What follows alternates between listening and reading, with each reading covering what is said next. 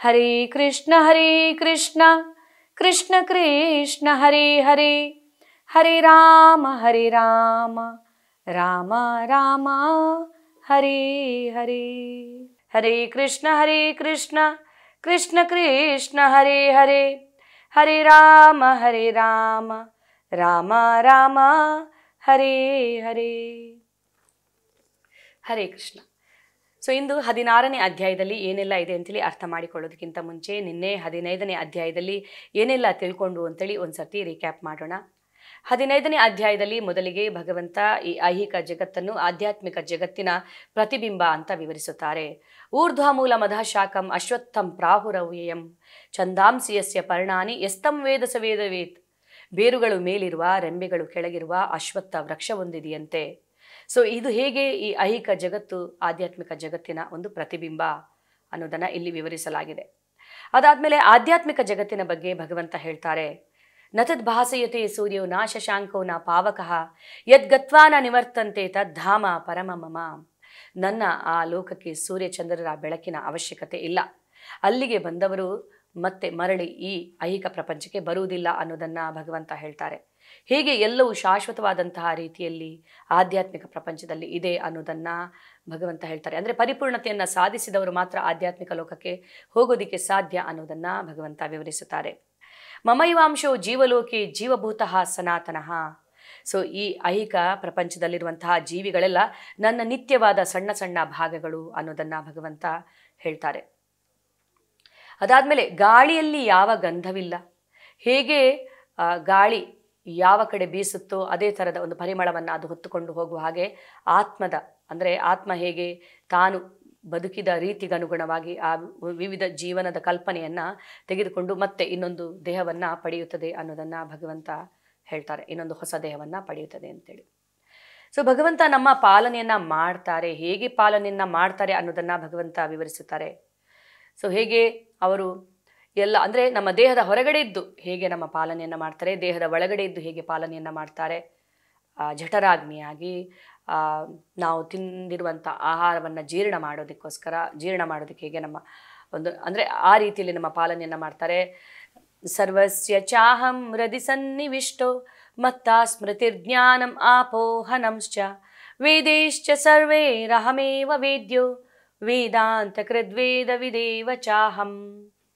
So ನಾನು ಎಲ್ಲರ ಹೃದಯದಲ್ಲಿ ಇರುತ್ತೇನೆ, ಸ್ಮರಣೆ ಜ್ಞಾನ ಮರೆಯು ಮುಂತಾದವನ್ನು ನಾನು ಕೊಡುತ್ತೇನೆ, ವೇದಗಳಿಂದ ತಿಳಿಯಬೇಕಾದದ್ದು ನನ್ನನ್ನೇ, ವೇದಗಳ ಕರ್ತೃ ನಾನು ಅನ್ನೋದನ್ನು ಭಗವಂತ ಹೇಳ್ತಾರೆ. ಸೊ ಹೀಗೆ ನಮ್ಮ ದೇಹ ಮನಸ್ಸು ಬುದ್ಧಿ ಆತ್ಮದ ಪಾಲನೆಯನ್ನು ಭಗವಂತ ಮಾಡ್ತಾರೆ ಅನ್ನೋದನ್ನು ನಾವು ತಿಳಿದುಕೊಂಡು ಕ್ಷರರು ಮತ್ತು ಅಕ್ಷರರು, ಈ ಐಹಿಕ ಪ್ರಪಂಚದಲ್ಲಿ ಇರೋರೆಲ್ಲ ಅಕ್ಷರರು, ಆಧ್ಯಾತ್ಮಿಕ ಲೋಕಕ್ಕೆ ಹೋದವರೆಲ್ಲ ಅಕ್ಷರರು ಅನ್ನೋದನ್ನು ಭಗವಂತ ಹೇಳ್ತಾರೆ. ಈ ಕ್ಷರರು ಮತ್ತು ಅಕ್ಷರಗಳಿಗೆ ಅತೀತನಾದಂತಹ ಪುರುಷೋತ್ತಮ ನಾನು, ಆದುದರಿಂದ ವೇದಗಳು ನನ್ನನ್ನು ಪುರುಷೋತ್ತಮನೆಂದು ಪ್ರಾರ್ಥನೆ ಮಾಡುತ್ತವೆ, ಪೂಜೆ ಮಾಡುತ್ತವೆ ಅನ್ನೋದನ್ನು ಭಗವಂತ ಹೇಳ್ತಾರೆ.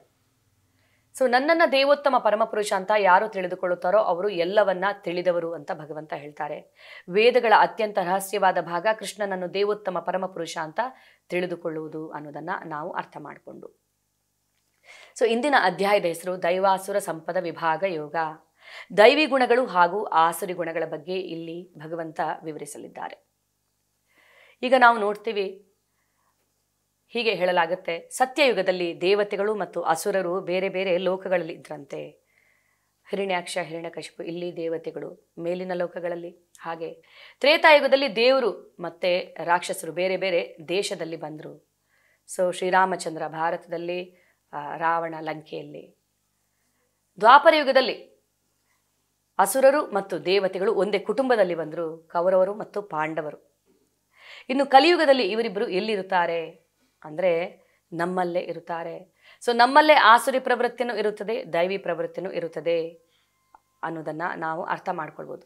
ಸೊ ಯಾವುದು ಆಸುರಿ ಪ್ರವೃತ್ತಿ, ಯಾವುದು ದೈವಿ ಪ್ರವೃತ್ತಿ, ನಮ್ಮಲ್ಲಿ ಎಷ್ಟು ದೈವಿ ಪ್ರವೃತ್ತಿ ಇದೆ, ಎಷ್ಟು ಆಸುರಿ ಗುಣಗಳಿದೆ ಅನ್ನೋದನ್ನು ನಾವು ಇಂದಿನ ಅಧ್ಯಾಯದ ಮೂಲಕ ನಾವು ತಿಳಿದುಕೊಳ್ಳೋಣ. ಸೊ ಇದರಲ್ಲಿ ಭಗವಂತ ಒಟ್ಟು 26 ದೈವಿ ಗುಣಗಳನ್ನು ವಿವರಿಸುತ್ತಾರೆ, 6 ಆಸುರಿ ಗುಣಗಳನ್ನು ವಿವರಿಸುತ್ತಾರೆ. ಆದರೂ ಕೂಡ 26 ದೈವಿ ಗುಣಗಳನ್ನು 6 ಆಸುರಿ ಗುಣಗಳು ಮೀರಿಸಬಲ್ಲಂಥದ್ದು. ವಿಶೇಷವಾಗಿ ಕಲಿಯುಗದಲ್ಲಿ ಜನರಲ್ಲಿ ಆಸುರಿ ಪ್ರವೃತ್ತಿ ಹೆಚ್ಚಾಗಿ ಇರುತ್ತದೆ. ಅದಾದಮೇಲೆ ನಮಗೆ ಜೀವನದಲ್ಲಿ ಆಯ್ಕೆಗಳಿರುತ್ತವೆ. ಸೊ ನಾವು ಯಾವ ಥರ ಆಯ್ಕೆ ಮಾಡ್ಕೊಳ್ತೀವೋ ಅದರ ಪ್ರಕಾರ ನಮ್ಮ ಜೀವನ ಹೇಗೆ ರೂಪಿತವಾಗುತ್ತೆ ಅನ್ನೋದನ್ನು ನಾವು ತಿಳಿದುಕೊಳ್ಳಲಿದ್ದೀವಿ. ಸೊ ನಾವು ಮೊದಲ ಶ್ಲೋಕವನ್ನು ಅರ್ಥ ಮಾಡ್ಕೊಳ್ಳೋಣ ಈಗ.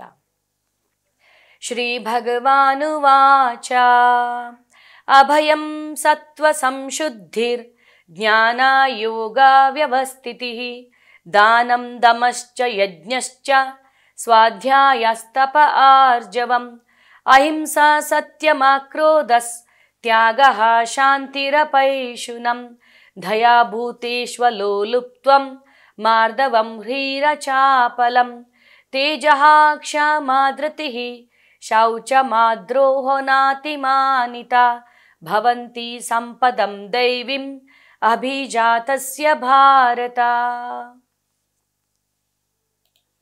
ದೇವೋತ್ತಮ ಪರಮಪುರುಷನು ಹೀಗೆ ಹೇಳಿದನು: ಭರತ ವಂಶಜನಾದ ಅರ್ಜುನನೇ, ಅಭಯ, ಅಸ್ತಿತ್ವದ ಶುದ್ಧಿ, ದಿವ್ಯ ಜ್ಞಾನವನ್ನು ಬೆಳೆಸಿಕೊಳ್ಳುವುದು, ದಾನ, ಆತ್ಮ ಸಂಯಮ, ಯಜ್ಞ, ವೇದಾಧ್ಯಯನ, ತಪಸ್ಸು, ಸರಳತೆ, ಅಹಿಂಸೆ, ಸತ್ಯ, ಕೋಪ ಮಾಡಿಕೊಳ್ಳದೆ ಇರುವುದು, ತ್ಯಾಗ, ಶಾಂತಿ, ತಪ್ಪು ಹುಡುಕುವುದರಲ್ಲಿ ವಿಮುಖತೆ, ಎಲ್ಲ ಜೀವಿಗಳಲ್ಲಿ ದಯೆ, ದುರಾಶೆ ಇಲ್ಲದಿರುವುದು, ಮೃದು ಸ್ವಭಾವ, ನಮ್ರತೆ, ದೃಢ ಸಂಕಲ್ಪ, ತೇಜಸ್ಸು, ಕ್ಷಮೆ, ಸ್ಥೈರ್ಯ, ಶುಚಿತ್ವ ಮತ್ತು ಅಸೂಯೆಯಿಂದಲೂ ಗೌರವಕ್ಕಾಗಿ ಆಸೆ ಪಡುವುದರಿಂದಲೂ ಮುಕ್ತವಾಗಿರುವುದು, ಈ ದಿವ್ಯ ಗುಣಗಳು ದೈವಿ ಸ್ವಭಾವವಿರುವ ಪುಣ್ಯಶೀಲರಲ್ಲಿ ಇರುತ್ತದೆ. ಸೊ ಈಗ ಮೊದಲ 3 ಅಭಯ, ಅಸ್ತಿತ್ವದ ಶುದ್ಧಿ, ದಿವ್ಯ ಜ್ಞಾನವನ್ನು ಬೆಳೆಸಿಕೊಳ್ಳುವಂಥದ್ದು. ಇದು ಸನ್ಯಾಸಿಗೆ ಅಂದರೆ ಈಗ ವರ್ಣಾಶ್ರಮ ಧರ್ಮದಲ್ಲಿ ಸನ್ಯಾಸಾಶ್ರಮ ಅನ್ನುವಂಥದ್ದು ಇರುತ್ತದೆ. ಸೊ ಸನ್ಯಾಸಿಗಳಿಗೆ ಹೇಳುವಂಥದ್ದು. ಸೊ ಅವರು ಅಭಯ ಅನ್ನುವಂಥದ್ದು ಅವರಲ್ಲಿರುವಂತಹ ಗುಣ, ಅಸ್ತಿತ್ವದ ಶುದ್ಧಿ ಅನ್ನುವಂಥದ್ದು. ಸೊ ಹೇಗೆ ಅವರು ಸ್ತ್ರೀಯರಿಂದ ಅವರು ದೂರನೇ ಇರಬೇಕಾಗಿರುವಂತಹ ಒಂದು ಅದರ ಅವಶ್ಯಕತೆ, ಅದಾದಮೇಲೆ ದಿವ್ಯ ಜ್ಞಾನವನ್ನು ಬೆಳೆಸಿಕೊಳ್ಳುವಂಥದ್ದು, ಇದೆಲ್ಲ ಸನ್ಯಾಸಿಗಳಿಗಾದರೆ. ಅದಾದಮೇಲೆ ದಾನ, ಆತ್ಮ ಸಂಯಮ, ಯಜ್ಞ, ವೇದಾಧ್ಯಯನ, ಸೊ ಇದೆಲ್ಲ ಗೃಹಸ್ಥರಿಗೆ ಹೇಳಿರುವಂಥದ್ದು. ಸೊ ಗೃಹಸ್ಥರಾದವರು ಹೇಗೆ ದಾನವನ್ನು ತಾವು ದುಡಿದು ತಂದಿದ್ದರಿಂದ ಹೇಳಲಾಗುತ್ತೆ 50% ಅವರು ದಾನವನ್ನು ಕೊಡಬೇಕು ಅಂತ ಹೇಳಲಾಗುತ್ತದೆ. ಆತ್ಮ ಸಂಯಮ, ಯಜ್ಞವನ್ನು ಮಾಡಬೇಕಂತೇಳಿ, ಯಜ್ಞ ಅಂದರೆ ಕಲಿಯುಗದ ಯಜ್ಞ, ಸಂಕೀರ್ತನ ಯಜ್ಞ, ವೇದಾಧ್ಯಯನ, ವೈದಿಕ ಸಾಹಿತ್ಯದ ಸಾರವಾಗಿರುವಂತಹ ಭಗವದ್ಗೀತೆಯನ್ನು ಓದುವಂಥದ್ದು. ಸೊ ಹೀಗೆ ಯಜ್ಞಗಳಿಗೆ ಯಾವ ಥರ ಅವರು ಯಜ್ಞವನ್ನು ಮಾಡಬೇಕು, ಸಂಕೀರ್ತನ ಯಜ್ಞ ಅಥವಾ ಜಪಯಜ್ಞವನ್ನು ಮಾಡಬೇಕು ಅಂಥೇಳಿ. ಸೊ ಸ್ವಾಧ್ಯಾಯ ಅನ್ನುವಂಥದ್ದು ಇಲ್ಲಿ ಬ್ರಹ್ಮಚರ್ಯ ಅಂದರೆ ವಿದ್ಯಾರ್ಥಿ ಜೀವನಕ್ಕೆ ಇರುವಂಥದ್ದು. ಹೇಗೆ ಅವರು ಅಂದರೆ ಆಧ್ಯಾತ್ಮಿಕ ಜ್ಞಾನವನ್ನು ಬೆಳೆಸಿಕೊಳ್ಳಬೇಕು ಬ್ರಹ್ಮಚರ್ಯದಲ್ಲಿ ಅನ್ನುವಂಥದ್ದು, ಅದಕ್ಕೆ ಸ್ವಾಧ್ಯಾಯ ಅಂತ ಹೆಸರು. ತಪಸ್ಸು ವಾನಪ್ರಸ್ಥ ಜೀವನಕ್ಕಾಗಿ ವಿಶೇಷವಾಗಿ ಹೇಳಿರುವಂಥದ್ದು. ಸೊ ಮನುಷ್ಯನು ತನ್ನ ಜೀವನ ಪೂರ್ತಿ ಗೃಹಸ್ಥನಾಗಿ ಉಳಿಯಬಾರದು. ಜೀವನದಲ್ಲಿ ಬ್ರಹ್ಮಚರ್ಯ, ಗೃಹಸ್ಥ, ವಾನಪ್ರಸ್ಥ ಮತ್ತು ಸನ್ಯಾಸ ಈ 4 ಆಶ್ರಮಗಳಿವೆ ಎನ್ನುವುದನ್ನು ಯಾವಾಗಲೂ ನೆನಪಿಟ್ಟುಕೊಳ್ಳಬೇಕು. ಆದರೆ ಇಲ್ಲಿ ವಾನಪ್ರಸ್ಥ, ಕಲಿಯುಗದಲ್ಲಿ ವಾನಪ್ರಸ್ಥ ಅಂದರೆ ಕಾಡಿಗೆ ಯಾರೂ ಹೋಗಬೇಕಾಗಿಲ್ಲ. ಗೃಹಸ್ಥ ಜೀವನದಲ್ಲಿ ಇದ್ದುಕೊಂಡೇ ಅವರು ಭಕ್ತಿ ಜೀವನದಲ್ಲಿ ತೊಡಗಿಕೊಂಡು ತನ್ನ ಕುಟುಂಬವನ್ನು ಕೂಡ ಭಕ್ತಿ ಜೀವನದಲ್ಲಿ ತೊಡಗಿಸಿಕೊಂಡಿದ್ದರೆ ಅವರು ವಾನಪ್ರಸ್ಥಕ್ಕೆ ಹೋಗುವಂಥ, ವಾನಪ್ರಸ್ಥ ಮತ್ತು ಸನ್ಯಾಸವನ್ನು ತೆಗೆದುಕೊಳ್ಳುವಂಥ ಅವಶ್ಯಕತೆ ಇಲ್ಲ. ಸೊ ಅದಾದಮೇಲೆ ಹೇಗೆ ಅಹಿಂಸೆ, ಸತ್ಯ, ಅಹಿಂಸೆ ಅಂದರೆ ಮಾನಸಿಕವಾಗಿ ಕೂಡ ಯಾರನ್ನು ಕೂಡ ಅಂದರೆ ಯಾರಿಗೂ ಕೂಡ ಹಿಂಸೆಯನ್ನು ಮಾಡದೇ ಇರುವಂಥದ್ದು, ದೈಹಿಕವಾಗಿ ಮಾತ್ರ ಅಲ್ಲ, ಬೇರೆಯವರನ್ನು ತೊಂದರೆಯಲ್ಲಿ ಸಿಲುಕಿಸದೇ ಇರುವಂಥದ್ದು. ಸತ್ಯ, ಸೊ ಸತ್ಯ ಅನ್ನುವಂಥದ್ದು ಹೇಗೆ ಯಾವುದೇ ಸತ್ಯವನ್ನು ವೈಯಕ್ತಿಕ ಲಾಭಕ್ಕಾಗಿ ತಿರುಚಬಾರದು ಅನ್ನುವಂಥದ್ದನ್ನು ನಾವು ತಿಳಿದುಕೊಳ್ಬೇಕು. ಕೋಪ ಮಾಡಿಕೊಳ್ಳದೆ ಇರುವಂಥದ್ದು, ಈಗ ಕೋಪ ಅನ್ನುವಂಥದ್ದು, ಸೊ ಅದು ಕೋಪ ಅನ್ನುವಂಥದ್ದು ಯಾರು ಕೋಪವನ್ನು ಮಾಡಿಕೊಳ್ಳುತ್ತಾರೋ ಅವರಿಗೆ ಅದು ಹಾನಿಯಾಗುತ್ತಲ್ವ. ಕ್ರೋಧಾದ್ಭವತಿ ಸಮೋಹ, ಸಮೋಹ ಸ್ಮೃತಿ ವಿಭ್ರಮ, ಸ್ಮೃತಿ ಭ್ರಂಶಾತ್ ಬುದ್ಧಿನಾಶೋ, ಬುದ್ಧಿನಾಶಾತ್ ಪ್ರಣಶ್ಯತೆ. ಕ್ರೋಧದಿಂದ ನಮ್ಮ ಅಂದರೆ ಬುದ್ಧಿಯ ನಾಶವಾಗುತ್ತದೆ, ಸಮೋಹ ಉಂಟಾಗುತ್ತದೆ, ನಾವು ಏನು ಮಾಡ್ತಾ ಇರ್ತೀವಿ ಅನ್ನೋದು ನಮಗೆ ಗೊತ್ತಾಗೋದಿಲ್ಲ. ಆದ್ದರಿಂದ ಕೋಪ ಮಾಡಿಕೊಳ್ಳದೆ ಇರುವುದು ಇದು ದೈವಿ ಗುಣವಾಗುತ್ತದೆ. ಸೊ ಈಗ ಕೋಪದಲ್ಲಿ ಕೂಡ ಈಗ ತಂದೆ ತಾಯಿ ಮಕ್ಕಳ ಮೇಲೆ ಕೋಪ ಮಾಡಿಕೊಳ್ಳುವಂಥದ್ದು ಮಕ್ಕಳ ಏಳಿಗೆಗಾಗಿ, ಆ ಕೋಪ ಅಲ್ಲ ಇಲ್ಲಿ ಹೇಳ್ತಾ ಇರುವಂಥದ್ದು. ಈಗ ಟೀಚರ್ ಆದವರು ತಮ್ಮ ವಿದ್ಯಾರ್ಥಿಯ ಮೇಲೆ ಕೋಪ ಮಾಡಿಕೊಳ್ಳುವಂಥದ್ದು. ಸೊ ಇದೆಲ್ಲ ಆ ವಿದ್ಯಾರ್ಥಿ ಅಂದರೆ ವಿದ್ಯಾರ್ಥಿ ಒಳಿತಿಗೆ. ಈಗ ಕೋಪದಿಂದ ನಮ್ಮ ಆಧ್ಯಾತ್ಮಿಕ ಉನ್ನತಿ ಆಗುತ್ತೆ ಅಂತಿದ್ರೆ ಅದು ನಮಗೆ ಒಳ್ಳೆಯದು. ಅರ್ಜುನ ಭಗವಂತನಿಗೋಸ್ಕರ ಅವನು ಕೋಪದ ಪ್ರದರ್ಶನವನ್ನು ಮಾಡಬೇಕಾಯಿತು, ಕುರುಕ್ಷೇತ್ರ ಯುದ್ಧದಲ್ಲಿ ಹೋರಾಡಬೇಕಾಯಿತು. ಹನುಮಾನ್ ತನ್ನ ಕೋಪವನ್ನು ಭಗವಂತನ ಸೇವೆಗೆ ಮೀಸಲಿಟ್ಟ, ಲಂಕೆಯನ್ನು ಸುಟ್ಟ. ಸೊ ಹೀಗೆ ಕೋಪ ಮಾಡಿಕೊಳ್ಳೋದ್ರಲ್ಲಿ ಕೂಡ ನಮ್ಮ ಸ್ವಾರ್ಥಕ್ಕೋಸ್ಕರ ನಾವು ಕೋಪವನ್ನು ಮಾಡಿಕೊಳ್ಳದೆ ಇರುವಂಥದ್ದು. ಸೊ ಇಲ್ಲಿಗ ಅಭಯ ಅನ್ನುವಂಥದ್ದು ಈಗ ಭಕ್ತರಲ್ಲಿ ಕಾಣಿಸಿಕೊಳ್ಳುವಂತಹ ಒಂದು ಈ ಅಭಯ, ಅಸ್ತಿತ್ವದ ಶುದ್ಧಿ, ದಿವ್ಯ ಜ್ಞಾನ, ಇದಿಷ್ಟು ಸನ್ಯಾಸಿಗಳಿಗೆ ಇದು ಹೇಳಿದ್ದಾದರೆ ಕೂಡ ಭಕ್ತರಲ್ಲಿ ಸಾಮಾನ್ಯವಾಗಿ ಕಂಡುಬರುವಂತಹ ಗುಣ ಅಭಯ. ಉದಾಹರಣೆಗೆ ಪ್ರಹ್ಲಾದನ ಒಂದು ಭಕ್ತ ಪ್ರಹ್ಲಾದನ ಉದಾಹರಣೆಯನ್ನು ನಾವು ತೆಗೆದುಕೊಳ್ಬೋದು. ಸೊ ಅವನಿಗೆ ಭಯ ಅನ್ನುವುದು ಇರಲಿಲ್ಲ. ಯಾಕೆಂದರೆ ಯಾವಾಗಲೂ ಭಗವಂತನ ಭಕ್ತಿಯನ್ನು ಅವನು ಮಾಡ್ತಾ ಇದ್ದ, ಭಗವಂತನಿಗೆ ಸಂಪೂರ್ಣ ಶರಣಾಗಿದ್ದ. ಹೇಗೆ ಪ್ರಹ್ಲಾದ ನನ್ನ ವಿಧ ವಿಧವಾಗಿ ಕೊಲ್ಲುವಂಥ ಪ್ರಯತ್ನ ನಡೆಯಿತು ತನ್ನ ತಂದೆಯಿಂದಲೇ. ಸೊ ಎಂಥದೇ ಪರಿಸ್ಥಿತಿಯಲ್ಲಿ ಪ್ರಹ್ಲಾದನಿಗೆ ಭಯ ಅನ್ನುವಂಥದ್ದು ಇರಲಿಲ್ಲ. ಪರ್ವತದಿಂದ ನೂಕುವಂಥ ಪ್ರಯತ್ನ, ಹೇಗೆ ಆನೆಯಿಂದ ತುಳಿಸುವಂಥ ಪ್ರಯತ್ನ, ಹಾವಿನಿಂದ ಕಚ್ಚಿಸುವಂಥ ಪ್ರಯತ್ನ, ವಿಷವನ್ನು ಉಣಿಸುವಂಥ ಪ್ರಯತ್ನ, ಎಂಥದೇ ಸಂದರ್ಭದಲ್ಲೂ ಪ್ರಹ್ಲಾದನಿಗೆ ಭಯ ಅನ್ನುವಂಥದ್ದು ಇರಲಿಲ್ಲ. ಯಾಕೆಂದರೆ ಅವನು ಭಗವಂತನ ಭಕ್ತನಾಗಿದ್ದ, ಭಗವಂತನಿಂದ ಅಭಯಾಸ್ತ ಅವನಿಗೆ ದೊರಕಿತ್ತು. ಪರ್ವತದಿಂದ ಕೆಳಗಡೆ ದೂಡುವಾಗಲೂ ಕೂಡ ಇನ್ನೇನು ಅವನು ಕೆಳಗಡೆ ಭೂಮಿಯನ್ನು ಟಚ್ ಆಗಬೇಕು, 1 ಫೀಟ್ ಮೇಲೆ ಇದ್ದಾನಷ್ಟೇ, ಆವಾಗಲೂ ಅವನಿಗೆ ಭಯ ಅನ್ನೋದಿಲ್ಲ, ಭಗವಂತನ ಮೇಲೆ ಸಂದೇಹ ಇಲ್ಲ, ಭಗವಂತ ನನ್ನನ್ನು ಕಾಪಾಡ್ತಾರೆ ಅಂತೇಳಿ. ಅದಾದಮೇಲೆ ಪ್ರಹ್ಲಾದನನ್ನು ರಕ್ಷಿಸೋದಕ್ಕೋಸ್ಕರ ನರಸಿಂಹನ ಅವತಾರವಾಗುತ್ತದೆ. ಸೊ ನರಸಿಂಹನ ಉಗ್ರ ರೂಪವನ್ನು ಕಂಡು ಎಲ್ಲರೂ ಭಯಭೀತರಾಗುತ್ತಾರೆ. ಆದರೆ ಪ್ರಹ್ಲಾದನಿಗೆ ಯಾವ ಭಯ ಇರುವುದಿಲ್ಲ. ಸೊ ಈಗ ಉಗ್ರ ರೂಪದಲ್ಲಿರುವಂತಹ ನರಸಿಂಹನನ್ನು ಶಾಂತಗೊಳಿಸಬೇಕಂತಿದ್ರೆ ಯಾರೂ ಹತ್ತಿರ ಹೋಗೋದಕ್ಕೆ ಹೆದರುತ್ತಾರೆ. ಆಗ ನಾರದರು ಹೇಳ್ತಾರೆ ಪ್ರಹ್ಲಾದನಿಗೆ, ನೀನೇ ಹೋಗು, ನಿನಗೋಸ್ಕರ ಈ ಅವತಾರವಾಯಿತು, ನೀನು ಅವರನ್ನು ಹೋಗಿ ಶಾಂತ ಮಾಡು ನರಸಿಂಹನನ್ನು ಅಂತ ಹೇಳಿದಾಗ ಪ್ರಹ್ಲಾದ ಧೈರ್ಯವಾಗಿ ಹೋಗುತ್ತಾನೆ. ಆಗ ನಾರದರು ಕೇಳುತ್ತಾರೆ, ಭಯವಾಗುವುದಿಲ್ವೇ ನಿನಗೆ ಅಂತ ಕೇಳಿದಾಗ, ಹಸುವಿನ ಬಳಿಗೆ ಹೋಗೋದಕ್ಕೆ ಕರುವಿಗೆ ಯಾವ ಭಯ? ತಂದೆ ತಾಯಿಯರ ಬಳಿ ಹೋಗೋದಕ್ಕೆ ಮಗುವಿಗೆ ಏನಾದರೂ ಭಯವಿದೆಯೇ? ಸೊ ನನ್ನ ತಂದೆ, ನನ್ನ ತಾಯಿಯವರು, ಅವರು ಯಾವ ರೂಪದಲ್ಲಿ ಬಂದರೂ, ಯಾವ ಅವತಾರದಲ್ಲಿ ಬಂದರೂ ನಾನು ಗುರುತಿಸಬಲ್ಲೆ ಅಂತ ಪ್ರಹ್ಲಾದ ಹೇಳ್ತಾನೆ. ಸೊ ಹೀಗೆ ಅಭಯ ಅನ್ನುವಂಥದ್ದು ಭಕ್ತರಲ್ಲಿ ಕಂಡುಬರುವಂತಹ ಒಂದು ಗುಣ ಅನ್ನೋದನ್ನು ನಾವು ತಿಳಿದುಕೊಳ್ಬೋದು. ಸೊ ಈಗ ಇಲ್ಲಿ ತ್ಯಾಗ, ಶಾಂತಿ, ತಪ್ಪು ಹುಡುಕುವುದರಲ್ಲಿ ವಿಮುಖತೆ. ಸೊ ತ್ಯಾಗ ಅಂದರೆ ಏನು ಅನ್ನೋದನ್ನು ನಾವು ತಿಳಿದುಕೊಂಡಿದ್ದೇವೆ. ನಿಜವಾದ ತ್ಯಾಗ ಅಂದರೆ ಕರ್ಮ ಫಲದ ತ್ಯಾಗವನ್ನು ಮಾಡಬೇಕು, ಕರ್ಮವನ್ನು ಅಲ್ಲ ಅನ್ನೋದನ್ನು ಭಗವಂತ ಹೇಳ್ತಾರೆ. ಶಾಂತಿಯಿಂದ ಇರುವುದು ಹೇಗೆ? ನಾಸ್ತಿ ಬುದ್ಧಿರ್ ಅಯುಕ್ತಸ್ಯ ನಚ ಯುಕ್ತಸ್ಯ ಭಾವನಃ ನಚ ಭಾವಯತಃ ಶಾಂತಿರ್ ಅಶಾಂತಸ್ಯ ಕುತಃ ಸುಖಂ. ಯಾರು ಭಗವಂತನ ಜೊತೆ ಕನೆಕ್ಟ್ ಆಗಿರುತ್ತಾರೋ ಅವರು, ಅಂದರೆ ಯಾರು ಕನೆಕ್ಟ್ ಆಗಿರೋದಿಲ್ವೋ ಅವರಲ್ಲಿ ಸ್ಥಿರ ಬುದ್ಧಿ ಇರುವುದಿಲ್ಲ. ಸ್ಥಿರ ಬುದ್ಧಿ ಇಲ್ಲದವನಿಗೆ ಶಾಂತಿಯಲ್ಲಿ ಸುಖವೆಲ್ಲಿ ಅನ್ನೋದನ್ನು ಭಗವಂತ ಹೇಳ್ತಾರೆ.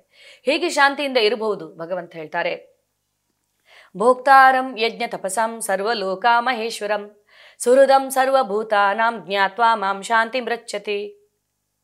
ಸೊ ಭಗವಂತನೇ ಎಲ್ಲ ಯಜ್ಞಗಳ, ತಪಸ್ಸುಗಳ ಕಟ್ಟಕಡೆಯ ಭೋಕ್ತಾರ, ಎಲ್ಲ ಲೋಕಗಳ ಪರಮಪ್ರಭು, ಎಲ್ಲ ದೇವತೆಗಳ ಮತ್ತು ಎಲ್ಲ ಲೋಕಗಳ ಪರಮಪ್ರಭು, ಎಲ್ಲ ಜೀವಿಗಳ ಹಿತೈಷಿ ಮತ್ತು ಸ್ನೇಹಿತ ಅಂತ ತಿಳಿದುಕೊಂಡು ಯಾರು ಭಗವಂತನ ಜೊತೆ ಕನೆಕ್ಟ್ ಆಗ್ತಾರೋ ಅವರು ಶಾಂತಿಯಿಂದ ಇರಲಿಕ್ಕೆ ಸಾಧ್ಯ ಅಂತ ಭಗವಂತ ಹೇಳ್ತಾರೆ.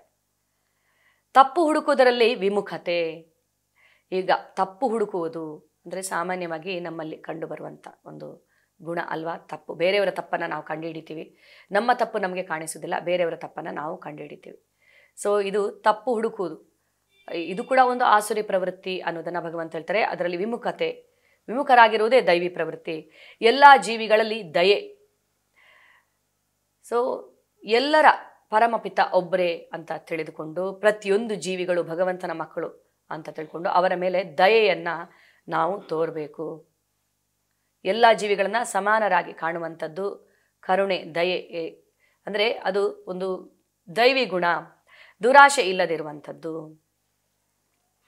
ಎಷ್ಟು ನಮಗೆ ಎಷ್ಟು ಪ್ರಾಪ್ತಿಯಾಗಿದೆಯೋ ನಮ್ಮ ಜೀವನದಲ್ಲಿ ಅದರಲ್ಲೇ ತೃಪ್ತಿಯನ್ನು ಪಟ್ಟುಕೊಳ್ಳುವಂಥದ್ದು. ಮೃದು ಸ್ವಭಾವ, ಇದು ಕೂಡ ಭಕ್ತರಲ್ಲಿ ಕಂಡುಬರುವಂತಹ ಗುಣ. ಅರ್ಜುನ ಕುರುಕ್ಷೇತ್ರ ಯುದ್ಧದಲ್ಲಿ ತನ್ನ ಬಂಧು ಬಾಂಧವರನ್ನ, ಸ್ನೇಹಿತರನ್ನ ಎಲ್ಲ ನೋಡಿ, ಹಿತೈಷಿಗಳನ್ನು ನೋಡಿ ಹೋರಾಡುವುದಿಲ್ಲ ಅಂತ ಅವನು ಹೇಳ್ತಾನೆ. ಸೊ ಅರ್ಜುನ ಹೇಡಿಯಲ್ಲ, ಯಾಕೆ ಅವನು ಹೋರಾಡುವುದಿಲ್ಲ ಅಂತ ಹೇಳ್ತಾನೆ, ಅವನಿಗೆ ಅವರನ್ನು ನೋಡಿ ಅನುಕಂಪ ಉಂಟಾಗುತ್ತದೆ. ಇದು ಅರ್ಜುನನ ಮೃದು ಸ್ವಭಾವ, ಅವನಲ್ಲಿ ಇರುವಂಥ ಮೃದು ಸ್ವಭಾವದಿಂದ ಅವನು ಆ ಥರ ನುಡಿಯುತ್ತಾನೆ. ನಮ್ರತೆ, ಆಧ್ಯಾತ್ಮಿಕ ಲೋಕದಲ್ಲಿ, ಆಧ್ಯಾತ್ಮಿಕ ಜೀವನದಲ್ಲಿ ನಮ್ರತೆಗೆ ತುಂಬ ಮಹತ್ವವಿದೆ. ನಮ್ರನಾಗಿರುವಂಥದ್ದು ಎಷ್ಟು ಮಹಿಮನು ಭಗವಂತ, ಎಷ್ಟು ಶ್ರೇಷ್ಠನು ಅಂತ ತಿಳಿದ ತಕ್ಷಣ ನಮ್ರತೆ, ಆ ನಮ್ರ ಭಾವನೆ ನಮ್ಮಲ್ಲಿ ತನ್ನಿಂತಾನೇ ಬರುತ್ತದೆ, ನಾವೆಷ್ಟು ಅತ್ಯಲ್ಪರು ಅವರ ಮುಂದೆ ಅಂತ ತಿಳಿದಾಗ. ದೃಢ ಸಂಕಲ್ಪದಿಂದ ಮುಂದುವರಿಯುವಂಥದ್ದು ಈ ಭಕ್ತಿ ಜೀವನದಲ್ಲಿ. ತೇಜಸ್ಸು, ಕ್ಷಮೆ, ಸ್ಥೈರ್ಯ. ಸೊ ಕ್ಷಮಾಗುಣ, ಎಲ್ಲ ಗುಣಗಳಲ್ಲಿ ದೊಡ್ಡ ಗುಣ ಕ್ಷಮಾಗುಣ ಅಂತ ಹೇಳಲಾಗಿದೆ. ನಾವು ಕ್ಷಮಿಸದೆ ಒಬ್ಬರನ್ನ ಅದನ್ನು ನಮ್ಮ ಮನಸ್ಸಿನಲ್ಲಿ ಇಟ್ಕೊಂಡ್ರೆ ಅದು ನಮ್ಮ ಶಾಂತಿಯನ್ನು ಅದು ಕದಡುತ್ತದೆ. ಆದ್ದರಿಂದ ಫಾರ್ಗೆಟ್ ಆ್ಯಂಡ್ ಫಾರ್ಗಿವ್. ಸೊ ಇದು ಕ್ಷಮಾಗುಣ. ಭಕ್ತರು ಎಲ್ಲರನ್ನ ಕ್ಷಮಿಸುತ್ತಾರೆ. ಸ್ಥೈರ್ಯದಿಂದ ಇರುವಂಥದ್ದು. ಅದಾದಮೇಲೆ ಶುಚಿತ್ವ ಆಂತರಿಕವಾಗಿ ಮತ್ತು ಬಾಹ್ಯವಾಗಿ. ಸೊ ಆಂತರಿಕ ಶುಚಿತ್ವ ಹೇಗೆ? ಭಗವಂತನ ನಾಮವನ್ನು ಜಪಿಸೋದ್ರ ಮೂಲಕ ನಮ್ಮನ್ನು ನಾವು ಶುದ್ಧವಾಗಿ ಇಟ್ಕೊಳ್ಳುವಂಥದ್ದು. ಅದಲ್ಲದೆ ಕಾಮ, ಕ್ರೋಧ, ಲೋಭ, ಮದ, ಮಾತ್ಸರ್ಯ ಇವು ನಮ್ಮೆಡೆಗೆ ಬಾರದಿರೋ ಥರ ನಾವು ನಮ್ಮ ಮನಸ್ಸನ್ನು, ನಮ್ಮ ಹೃದಯವನ್ನು ಪರಿಶುದ್ಧವಾಗಿಡುವಂಥದ್ದು. ಬಾಹ್ಯವಾಗಿ ಶುಚಿತ್ವವನ್ನು ಕಾಪಾಡಿಕೊಳ್ಳುವಂಥದ್ದು, ಸ್ನಾನ ಮಾಡುವಂಥದ್ದು, ನಾವು ನಮ್ಮ ಸುತ್ತಮುತ್ತಲಿನ ಪರಿಸರವನ್ನು ಶುಚಿಯಾಗಿಟ್ಕೊಳ್ಳುವಂಥದ್ದು. ಅಸೂಯೆಯಿಂದಲೂ ಗೌರವಕ್ಕಾಗಿ ಆಸೆ ಪಡುವುದರಿಂದಲೂ ಮುಕ್ತವಾಗಿರುವುದು. ಅಸೂಯೆ ಅನ್ನುವಂಥದ್ದು ಇದೊಂದು ನೆಗೆಟಿವ್ ಗುಣ. ಯಾರ ಮೇಲೆ ಅಸೂಯೆ ಪಡ್ತೀವೋ ನಾವು, ಸೊ ಅವರಿಗಿಂತ ನಮಗೇನೆ ಅದರಿಂದ ಕೆಟ್ಟದಾಗುತ್ತೆ ಅಸೂಯೆ ಪಡುವುದರಿಂದ. ಇನ್ನು ಗೌರವಕ್ಕಾಗಿ ಆಸೆ ಪಡುವುದರಿಂದಲೂ ಮುಕ್ತವಾಗಿರುವಂಥದ್ದು. ಸೊ ಈಗ ನಾವು ಗೌರವವನ್ನು ನಿರೀಕ್ಷಿಸ್ತೀವಿ ಬೇರೆಯವರಿಂದ. ಸೊ ನಾವು ಏನು ಅಂತಹ ಮಹತ್ ಕಾರ್ಯವನ್ನು ಮಾಡಿದ್ದೇವೆ, ನಾವೇನು ಅಂಥ ಶ್ರೇಷ್ಠರು, ನಮಗೆ ಬೇರೆಯವರು ಗೌರವವನ್ನು ಕೊಡಬೇಕಂತ ನಾವು ಯಾಕೆ ನಿರೀಕ್ಷಿಸಬೇಕು ಅಲ್ವಾ? ನಾವು ಏನೇನೂ ಅಲ್ಲ, ನಾವು ಅತ್ಯಲ್ಪರು, ವೆರಿ ವೆರಿ ಇನ್ಸಿಗ್ನಿಫಿಕೆಂಟ್ ಅಂತ ನಮ್ಮ ಬಗ್ಗೆ ನಾವು ತಿಳಿದುಕೊಳ್ಳಬೇಕು.